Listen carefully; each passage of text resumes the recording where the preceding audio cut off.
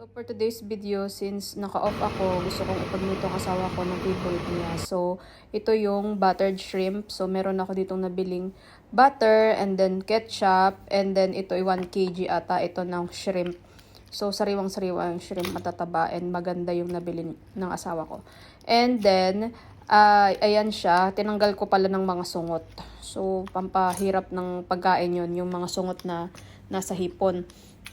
So, ayan siya. Ang dami kong nabili. And ito nga pala yung butter ko. Ganyan lang karami. Pero second batch na to. Ayan, pumipilansik pa. So, iinit nyo muna yan sa microwave. And then, ito yung second batch ko na to ng lagyan nyo ng olive oil and then butter. Para madali nyo siyang ma-blender. Para mabilis siyang mag-mix. Mekus-mekus. So, ayan na guys. So, ito na yung mekus-mekus na yan. Mekus-mekus na yan. So, ayan.